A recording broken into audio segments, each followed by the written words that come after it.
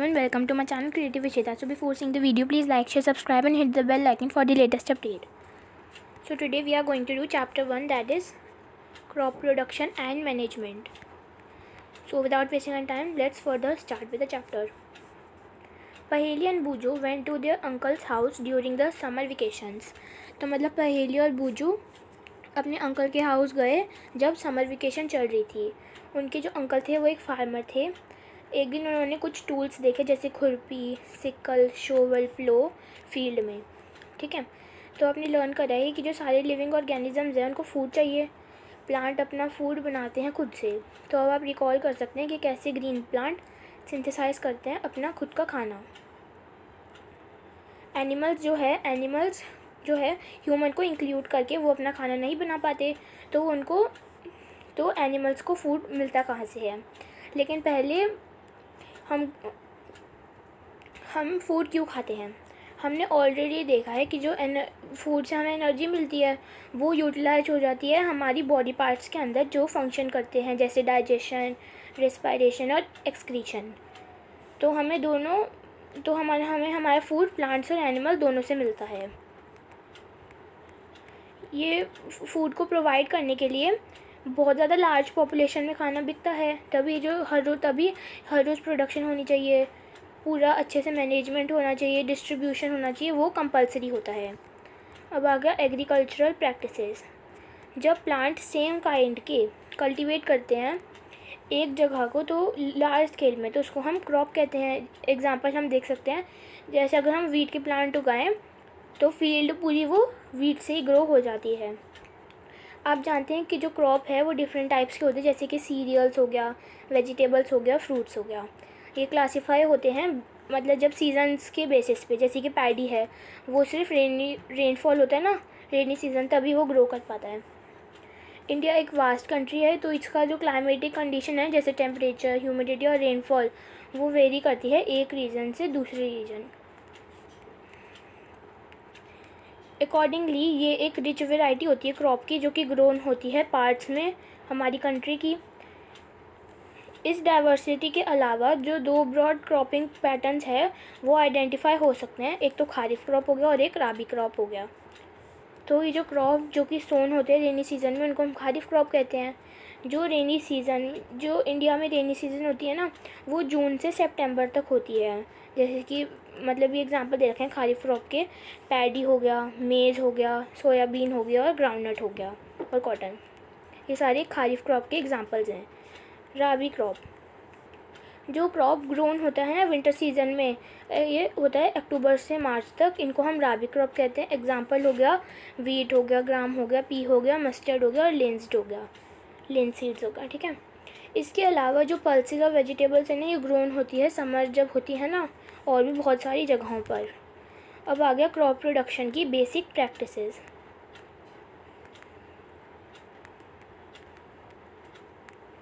अब आ गया कल्टीवेशन ऑफ क्रॉप. जब हम क्रॉप को कल्टीवेट करते हैं ये इन्वॉल्व करता है बहुत ज़्यादा एक्टिविटीज़ जो कि अंडरटेक होती है फार्मर से एक लंबे पीरियड पे. तो आपने फाइंड करा कि जो ये एक्टिविटीज़ हैं ये सिमिलर हैं जो कि आप कैरिड आउट होती है गार्डनर से या फिर जब आप ग्रो करते हो ऑर्नामेंटल प्लांट्स अपने घर में. ये जो एक्टिविटीज़ हैं यहाँ टास्क है, इनको हम क्या बोलते हैं, एग्रीकल्चरल प्रैक्टिसेस. और ये एग्रीकल्चर प्रैक्टिसेस ऐसे होती है. पहले तो फार्मर प्रिपेयर करते हैं सॉइल, फिर सोइंग करते हैं, फिर उसमें मैन्योर और फर्टिलाइज़र डालते हैं, फिर इरिगेशन करते हैं, फिर उनको वीड से प्रोटेक्ट करते हैं, फिर हार्वेस्ट करते हैं और फिर उनको स्टोर करते हैं. अब आ गया पहले हमारा प्रिपरेशन ऑफ सॉइल था ना, अब उसको ब्रीफ में कर दिया. तो ये जो प्रिपरेशन ऑफ सॉइल है ये कैसा फर्स्ट स्टेप है क्रॉप ग्रो करने से पहले. ये एक इम्पॉर्टेंट टास्क है एग्रीकल्चर में कि हम सॉइल को लूज़ कर दें. ये अलाउ करता है रूट्स को कि वो पेनिट्रेट करें सॉइल के डीप अंदर, मतलब बहुत अंदर. ये लूज़ करता है सॉइल को और अलाउ करता है रूट्स को कि वो ब्रीथ कर सकें ईजीली जब वो डीप जाएँ सॉइल में. हम लूजनिंग क्यों करते हैं सॉइल की, क्योंकि वो अलाउ करता है रूट्स को कि वो ब्रीथ करें ईजीली. ये जो लूज़ सॉइल होती है ना ये हेल्प करती है कि हम ग्रो करें अर्थवॉर्म, माइक्रोब्स जो कि प्रेजेंट होते हैं सॉइल्स में. तो ये जो ऑर्गेनिजम्स हैं ना ये फ्रेंड होते हैं फार्मर्स के, क्योंकि वो सॉइल को लूज़ करते हैं और टर्न करते हैं और उसमें ह्यूमस डालते हैं तभी. लेकिन सॉइल को टर्न होना चाहिए और टर्न क्यों होना चाहिए और लूजन क्यों होना चाहिए।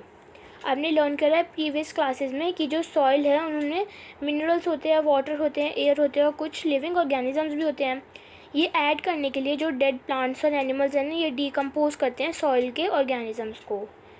इस तरीके में जो वेरियस न्यूट्रिएंट है ना डेड ऑर्गेनिजम्स में, वो रिलीज हो जाते हैं सॉइल में। ये जो न्यूट्रिएंट्स हैं ये फिर से एब्जॉर्ब हो जाते हैं प्लांट से। कुछ सेंटीमीटर्स पर है टॉप लेयर पे, जो कि सपोर्ट करता है प्लांट की ग्रोथ और टर्न करने में और लूज़ करने में सॉइल को। वो ब्रिंग करते हैं न्यूट्रिएंट जो कि रिच होते हैं सॉइल में टॉप में, और उनमें वो प्लांट जो हैं फिर वो न्यूट्रिएंट्स यूज़ कर सकते हैं। तभी ये जो टर्निंग है और लूजनिंग है सॉइल की, वो बहुत ज़्यादा इंपॉर्टेंट है कल्टीवेशन करने के लिए एक क्रॉप। ठीक है, ये जो प्रोसेस होता है ना लूजनिंग का और टर्निंग का सॉइल का, उसको हम टिलिंग और प्लोइंग कहते हैं। ये तभी होता है जब हम प्लो को यूज़ करते हैं। प्लो किससे बनते हैं? वुड से और आयरन से। अगर सॉइल बहुत ज़्यादा ड्राई है तो फिर वो उसको वाटरिंग की ज़रूरत होती है प्लोइंग से पहले। तो जो प्लोड फील है ना, वो बिग क्लम्प्स ला जाती है सॉइल में, जिनको हम क्रम्स कहते हैं। तो ये नेसेसरी है कि हम ब्रेक करें इन क्लम्प्स को और लेवलिंग कर दें फील्ड की, क्योंकि वो बेनिफिशियल है कि हम सो करते हैं सॉइल को इरिगेशन के लिए। लेवलिंग होती है ना जो सॉइल की, वो डन होती है एक लेवलर की हेल्प से। कभी कभार जो मैन्योर एडेड होता है सॉइल में टिलिंग करने से पहले, ये हेल्प करता है प्रॉपर मिक्सिंग मैन्योर की सॉइल के साथ। ये जो सॉइल है ये मॉइस्चर्ड हो जाती है सो करने से पहले। एग्रीकल्चरल इम्प्लीमेंट्स सीड्स को सो करने से पहले नेसेसरी है कि हम ब्रेक करें सॉइल कोलम्स कि हमें बेटर यील्ड मिले। ये तभी हो सकता है जब हम हेल्प लें वेरियस टूल्स की, क्योंकि ये जो मेन टूल्स हैं ये यूज़ इसी पर्पज़ के लिए होते हैं, हो, प्लो और कल्टीवेटर। अब आ गया प्लो। जो प्लो है ना वो यूज़ होता है एंशियंट टाइम से टिलिंग करने के लिए सॉइल और ऐड करने के लिए फर्टिलाइज़र्स क्रॉप में, और रिमूव करने के लिए वीड्स और सॉइल को टर्न करने में के लिए। ये बना होता है वुड से और ये ड्रॉन होता है एक पेयर, मतलब बुल से वो करते हैं लूज़ और रिमूव करते हैं वीड्स। ठीक है, और अदर एनिमल्स। इसमें एक बहुत ज़्यादा स्ट्रॉन्ग ट्रायंगुलर आयरन स्ट्रिप होती है जिसको हम प्लोशियर कहते हैं। ये मेन पार्ट होता है प्लो का, क्योंकि इसमें लॉन्ग लॉग होती है वुड की जिसको हम प्लो शाफ्ट कहते हैं। ये हैंडल करती है एक एंड शाफ्ट की। तो ये जो दूसरा एंड है ना वो अटैच होता है बीम की तरफ, जो कि प्लेस होता है बुल की नेक पे। जो एक पेयर होता है ना बुल का,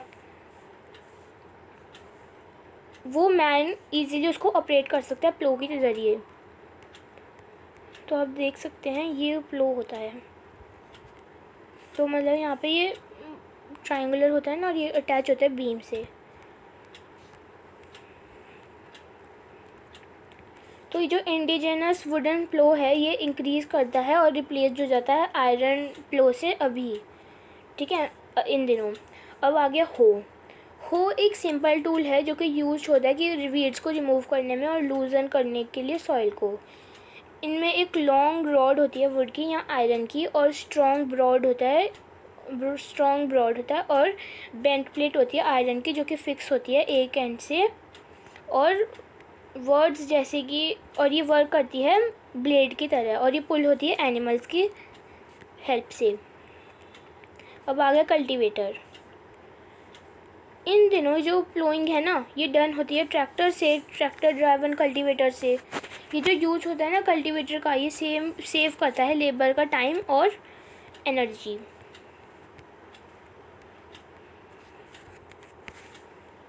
अब आ गया सोइंग एक ऐसा इम्पॉर्टेंट पार्ट होता है क्रॉप प्रोडक्शन का।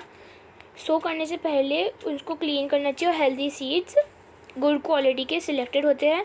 फिर फार्मर उनको प्रेफर करता है सीड्स को जो कि हाई यील्ड देते हैं।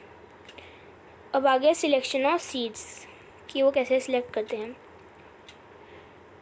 कुछ सीड्स ऐसे होते हैं जो कि फ्लोट करते हैं वाटर पे और लाइटर होते हैं और हेवियर होते हैं कुछ सीड जो कि सिंक डाउन करते हैं।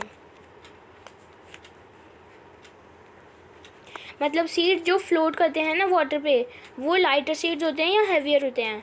लाइटर, क्योंकि लाइटर चीज़ ऊपर जाती है और हैवियर चीज़ सिंक करती है। क्यों ये लाइटर होते हैं? क्योंकि जो डैमेज सीड्स हैं ना वो हॉलो हो जाते हैं और वो लाइटर हो जाते हैं, तो ये फ्लोट करते हैं वाटर में। ये एक गुड मेथड है कि हम सेपरेट करते हैं गुड हेल्थी सीड्स को डैमेज वन से।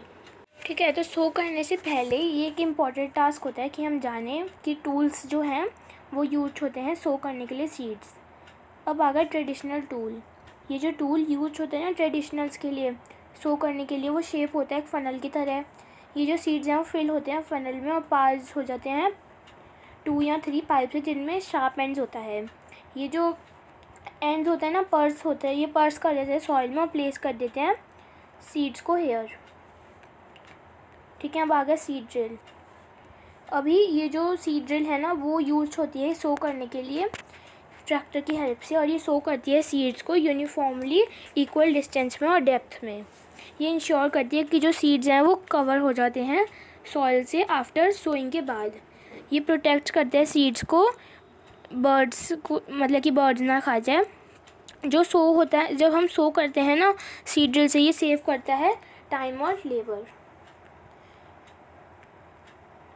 एप्रोप्रिएट डिस्टेंस ज़रूरी होते, नहीं तो फिर वो ओवर क्राउडिंग हो जाती है। और ये अलाउ करता है प्लांट्स को कि उनको सफिशेंट सनलाइट मिले, न्यूट्रिएंट मिले, वाटर मिले सॉइल से।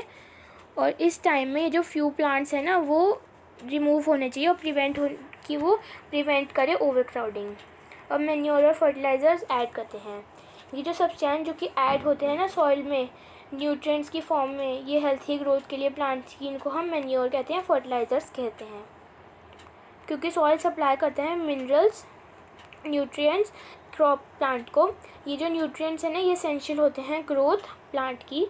सर्टेन एरियाज़ में जो फार्मर है ना ये ग्रो करते हैं क्रॉप मतलब क्रॉप के बाद क्रॉप ग्रो करते हैं सेम फील्ड में, क्योंकि फील्ड ना कभी भी ना अनकल्टिवेटेड नहीं होनी चाहिए। क्योंकि ये जो न्यूट्रिएंट्स का क्या होगा फिर, अगर हम कंटिन्यूस कल्टीवेशन करते रहेंगे तो ये सॉइल को पुअर बना देगी।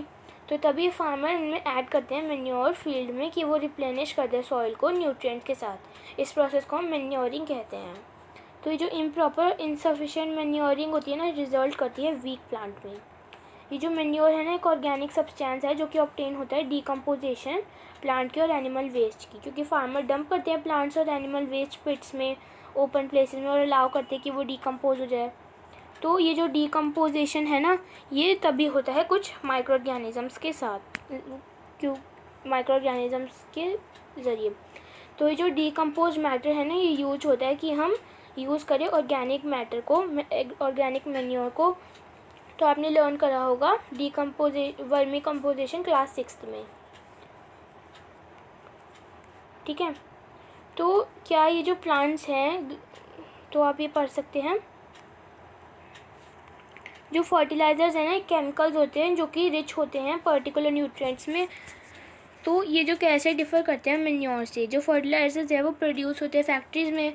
कुछ एग्जांपल्स हो गए फर्टिलाइज़र्स के, यूरिया हो गया, अमोनियम हो गया, अमोनियम सल्फेट, सुपर फॉस्फेट हो गया, पोटैश हो गया, NPK हो गया। ये जो यूज़ होता है ना इन फर्टिलाइज़र्स का, ये हेल्प करता है फार्मर को कि वो उनको बेटर यील्ड मिले क्रॉप्स की, जैसे कि वीट हो गया, पैडी हो गया और मेज़ हो गया। पर अगर हम एक्सेसिव यूज़ करें ना फर्टिलाइज़र का तो वो सॉइल को लेस फर्टाइल भी बना देता है, क्योंकि फर्टाइल जो है ना जो फर्टिलाइज़र्स हैं वो सोर्स करते हैं वाटर पोल्यूशन का। तभी कि मेंटेन करने के लिए फर्टिलिटी ऑफ सॉइल हम सब्स्टिट्यूट फर्टिलाइज़र डालते हैं ऑर्गेनिक मैटर की हेल्प से, या लीव करते हैं फील्ड को अनकल्टिवेटेड इन दोनों क्रॉप के बीच में। ये जो यूज़ होता है मैन्योर का ये इम्प्रूव करता है सॉइल की टेक्सचर और उसकी जो वाटर रिटेनिंग कैपेसिटी होती है, और रिप्लेनिश करता है सॉइल को न्यूट्रिएंट्स के साथ। तो ये जो दूसरा मेथड हो गया रिप्लेनिशिंग का, कि हम रिप्लेनिशिंग करते हैं सॉइल की न्यूट्रिएंट से क्रॉप रोटेशन से। तभी ये डन होता है जब हम ग्रो करते हैं डिफरेंट क्रॉप्स ऑल्टरनेटली। पहले जो फार्मर हैं नॉर्थ इंडिया में वो यूज़ करते थे और ग्रो करते थे लेग्यूम्स वो ग्रो करते थे फॉडर के ज़रिए, मतलब फॉडर ग्रो करते थे एक सीज़न में और वीट दूसरे सीज़न में। ये हेल्प करता है रिप्लेनिशमेंट सॉइल की नाइट्रोजन से। जो फार्मर्स हैं वो इनक्रेज करते हैं कि वो अडॉप्ट करें इस प्रैक्टिस को। प्रीवियस क्लास में आपने लर्न करा था एक बैक्टीरिया होता है जिनको हम राइजोबियम कहते हैं। ये प्रेजेंट होते हैं नोड्यूल्स, मतलब रूट्स में प्रेजेंट होते हैं। ये बैक्टीरिया होते हैं जो कि लेग्यूमिनस प्लांट्स की रूट्स में ही होते हैं, क्योंकि फिक्स करते हैं एटमॉस्फेरिक नाइट्रोजन। तो ये आप कर सकते हैं, क्योंकि इनमें आ सकते हैं कि differentiate between fertilizers and manure. तो ये जो फर्टिलाइजर्स है एक मैन मेड इनऑर्गेनिक सॉल्ट होता है, और वेयर एज जो मैन्योर एक नेचुरल सब्सटेंस होता है जो कि ऑब्टेन होता है डीकम्पोजिशन कैटल डंग की और प्लांट की, जो प्लांट मर जाते हैं। फर्टिलाइजर्स फैक्ट्रीज में बनता है और मैन्योर फील्ड्स में बनता है। फर्टिलाइजर्स प्रोवाइड नहीं करता कोई भी ह्यूमस सॉइल को, और मैन्योर प्रोवाइड करता है बहुत सारा ह्यूमस सॉइल को। फर्टिलाइजर बहुत ज़्यादा रिच होते हैं प्लांट न्यूट्रिएंट में, जैसे नाइट्रोजन हो गया, फॉस्फोरस हो गया, पोटेशियम हो गया। मैन्योर लेस रिच होते हैं प्लांट के न्यूट्रिएंट में। अब आ गए एडवांटेजेस मैन्योर की। ये जो ऑर्गेनिक मैन्योर है वो बेटर होता है फर्टिलाइजर से, क्योंकि इन्हांस करता है वाटर होल्डिंग कैपेसिटी, और ये सॉइल को पोरस बनाता है कि जिसमें एक्सचेंज हो सके गैसेस। ये इंक्रीज़ करता है फ्रेंडली माइक्रोब्स, और ये इम्प्रूव करता है सॉइल का टेक्सचर। अब आ गया इरिगेशन। जो सारे लिविंग बींग हैं उनको वाटर चाहिए रहने के लिए, क्योंकि वाटर इंपॉर्टेंट होता है प्रॉपर ग्रोथ के लिए और डेवलपमेंट के लिए। वाटर एब्जॉर्व करता है प्लांट की रूट, और वाटर के साथ मिनरल्स और फर्टिलाइजर्स भी वो एब्जॉर्व करता है। जो प्लांट्स हैं उनमें 90% वाटर होता है, और वाटर क्योंकि एसेंशियल है सीड्स को जर्मिनेट करने के लिए। ये ड्राई कंडीशन में नहीं जर्मिनेट होते। जो न्यूट्रिएंट है वो डिज़ोल्व करते हैं वाटर और ट्रांसपोर्ट करते हैं ईच पार्ट प्लांट का। और ये जो वाटर है ना, ये वाटर प्रोटेक्ट करता है क्रॉप को फ्रोस्ट होने से और हॉट एयर करंट से भी, कि ये मेंटेन करने के लिए मॉइस्चर सॉइल का हेल्थी क्रॉप के लिए, ग्रोथ के लिए और फील्ड के लिए वो वाटर होने चाहिए हर रोज़। ये जो सप्लाई होता है ना वाटर का, कि हम वाटर करें क्रॉप्स को रेगुलर इंटरवल्स का, इसको हम इरिगेशन कहते हैं। ये जो टाइम और फ्रीक्वेंसी होती है ना इरिगेशन की, वो वेरी करती है crop to crop, soil to soil और सीज़न टू सीज़न। समर में जो फ्रीक्वेंसी होती है ना वाटरिंग करने की ये हाई हो जाती है। क्यों? क्योंकि ये इंक्रीज़ करती है इवेपोरेशन, मतलब वाटर की इवेपोरेशन का रेट सॉइल से और लीव से। अब आ गया सोर्सेज ऑफ इरिगेशन। ये जो सोर्सेज होते हैं ना वाटर के इरिगेशन करने के लिए, वो हो गया wells, tubewells, ponds, lakes, rivers, dams और कैनाल्स। अब आ गया ट्रेडिशनल मेथड इरिगेशन का। वाटर अवेलेबल है वेल्स में, लेक्स में, कैनाल्स में, और वो डिफरेंट मेथड से वो हो जाता है, निकलता है वाटर, और डिफरेंट रीजन में। जो कैटल है और ह्यूमन लेबर है वो यूज होता है इस मेथड में। तो ये जो मेथड हैं ये चीपर होते हैं, पर ये लेस एफिशिएंट होते हैं। ये जो वेरियस ट्रेडिशन हो गए, मोट हो गया, चेन पम्प हो गया, दहकली हो गया और राहत हो गया। ये जो पंप्स हैं ना कॉमनली यूज होते हैं कि वो लिफ्ट करे वाटर। डीजल्स हो गया, बायोगैस हो गया, इलेक्ट्रिसिटी हो गया और सोलर एनर्जी हो गया, वो यूज होते हैं कि वो रन करे इन पंप्स को। मॉडर्न मेथड इरिगेशन का, जो मॉडर्न मेथड हो गया ना इरिगेशन का, वो हमको हेल्प करता है कि हम यूज़ करें वाटर को इकोनॉमिकली। ये जो मेन मेथड्स हैं वो यूज होते हैं। अब आ गया स्प्रिंकलर सिस्टम। ठीक है, स्प्रिंकलर सिस्टम में क्या है, सिस्टम में जो ज़्यादा यूज़फुल होते हैं ना अनइवन लैंड में जहाँ पे सफिशिएंट वाटर नहीं होता। तो ये जो परपेंडिकुलर पाइप्स हैं ना जिनमें रोटेटिंग नॉजल्स होते हैं टॉप पे, ये जॉइन होते हैं मेन पाइप में रेगुलर इंटरवल्स के। जब वाटर अलाउ करते हैं कि वो फ्लो करे मेन पाइप से, किसकी हेल्प से, पंप की हेल्प से, तो ये एस्केप करता है रोटेटिंग नॉजल्स और ये स्प्रिंकलर हो जाते हैं क्रॉप पे। और अगर ये रेन भी, मतलब कि ऐसा लगता है कि रेनिंग हो रही है। जो स्प्रिंकलर है ना बहुत ही यूज़फुल होता है लॉन्स के लिए, कॉफ़ी प्लांटेशन के लिए और भी बहुत ज़्यादा प्लांटेशन के लिए। ड्रिप सिस्टम, इस सिस्टम में जो वाटर है ना ड्रॉप बाय ड्रॉप फॉल गिरता है रूट्स में। ठीक है, तो इसको हम ड्रिप सिस्टम कहते हैं।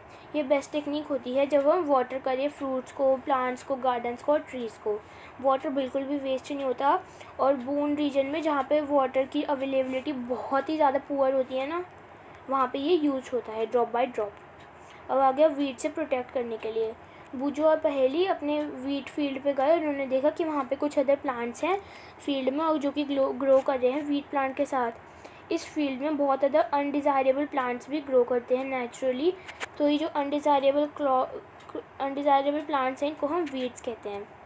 ये जो रिमूवल होता है ना वीड्स का, ये इसको हम वीडिंग कहते हैं। जो वीडिंग नेसेसरी होता है क्योंकि जो वीड्स है ना वो ले लेते हैं न्यूट्रिएंट, मतलब कि हमको जो वीट का प्लांट अगर हमको ग्रो करना है और कोई और अनडिज़ायरेबल प्लांट ग्रो हो गया जिसको हम वीड्स कहते हैं, मतलब कि जो हमको उगाना नहीं चाहते लेकिन वो फिर भी उग जाता है क्योंकि हवा में हवा चलती है और सीड इधर से उधर फ्लो कर देते हैं, इसलिए तो वो मेन क्रॉप का वाटर ले लेता है, न्यूट्रिएंट ले लेता है, स्पेस ले लेता है और लाइट ले लेता है, तभी ये अफेक्ट करता है प्लांट क्रॉप की ग्रोथ।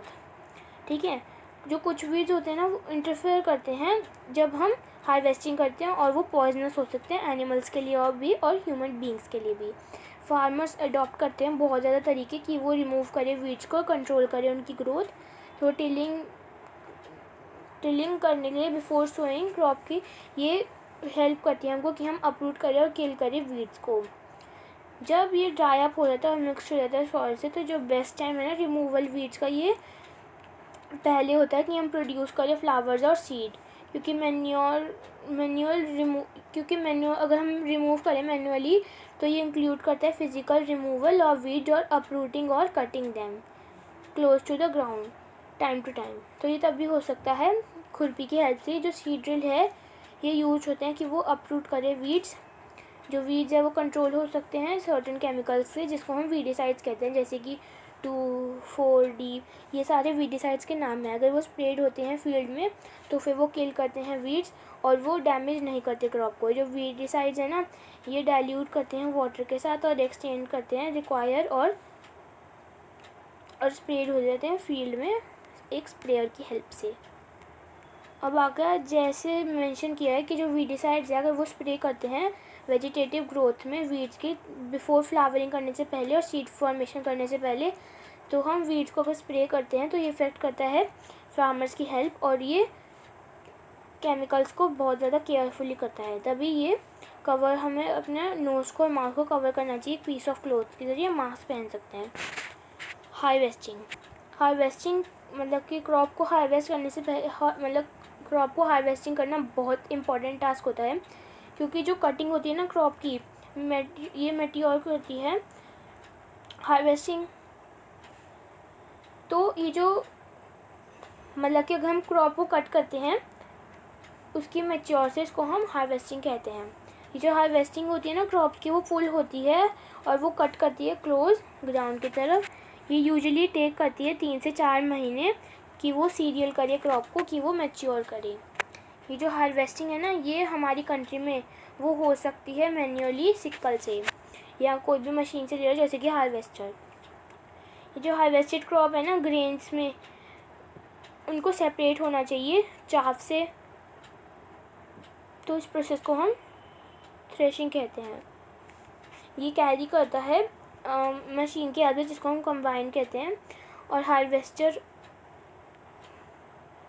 ठीक है, कंबाइन कहते हैं। और हार्वेस्टर भी एक थ्रेशर ही होता है। हार्वेस्ट करो या थ्रेश करो।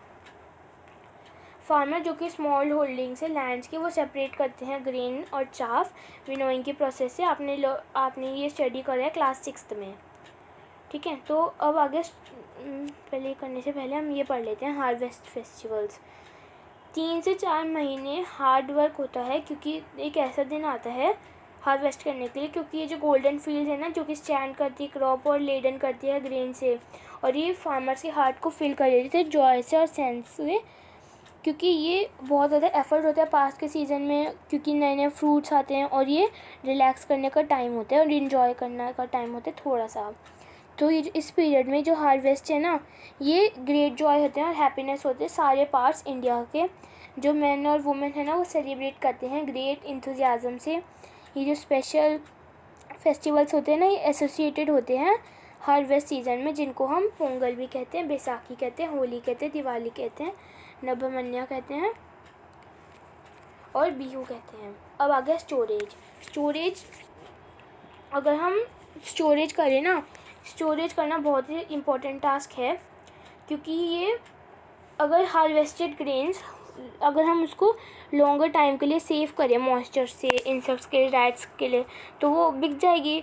लेकिन अगर हम नहीं करें तो फिर वो उनमें मॉइस्चर आ जाएगा, बहुत ज़्यादा माइक्रो ऑर्गेनिजम्स आ जाएंगे, इसलिए स्टोरेज करना बहुत ज़रूरी है। ये जो हार्वेस्टेड ग्रेन्स है ना उनमें बहुत ज़्यादा मॉइस्चर होता है, मतलब कि जो फ्रेश ग्रेन्स होते हैं जो अभी अभी निकले हैं और अगर जो फ्रेशली हार्वेस्टेड ग्रेन्स है ना, वो उसको विदाउट ड्राइंग वो स्टोर होते हैं। तभी अगर वो विदाउट ड्राइंग स्टोर होते हैं ना, तो वो स्पॉइल कर सकते हैं और अटैक कर सकते हैं ऑर्गेनिजम्स के साथ, और ये अनफिट होता है जर्मिनेशन के लिए। तभी ये स्टोर करते हैं हम इनको, ग्रेन्स को प्रॉपरली, और ड्राई करते हैं सन में कि वो हम रिड्यूस करें उनका मॉइस्चर। ये प्रिवेंट करते हैं जो कि अटैक होते हैं इंसेक्ट से, जैसे पेस्ट, बैक्टीरिया और फंगी से। तो ये जो फार्मर्स है ना, स्टोर करते हैं ग्रेन्स जूट बैग में या मेटेलिक बिन्स में। हाउएवर ये जो लार्ज स्केल का स्टोरेज होता है ना ग्रेन्स का, ये होता है सीलोज में और ग्रेनरीज में। ये प्रोटेक्ट करता है पेस्ट से, जैसे कि रैट्स और इंसेक्ट्स से। और ये जो ड्राइड नीम लीव्स है ना, वो भी यूज होती है क्योंकि वो स्टोर करती है लार्ज क्वांटिटी ग्रेन की। बिग गोडाउन्स में स्पेसिफिक केमिकल ट्रीटमेंट्स होते हैं, रिक्वायर होते हैं कि हम प्रोटेक्ट करें पेस्ट से और माइक्रो ऑर्गेनिज्म से। कंप्लीट करने के बाद ये टेबल आप कंप्लीट कर लीजिए। तो आपने देखा कि जो जैसे प्लांट्स है और एनिमल्स है, वो हमको प्रोवाइड करते हैं डिफरेंट काइंड्स ऑफ फूड। जो बहुत ज़्यादा पीपल है ना जो कि रहते हैं कोस्टल एरियाज़ में, वो फ़िश को कंज्यूम करते हैं एक डाइट का पार्ट। प्रीवियस क्लासेस में आपने लर्न करा कि ये जो फूड है ना जो कि हम ऑब्टेन करते हैं प्लांट से, वो हमने देखा उनमें कि जो प्रोसेस होता है ना क्रॉप प्रोडक्शन का, वो इन्वॉल्व करता है नंबर ऑफ़ स्टेप्स।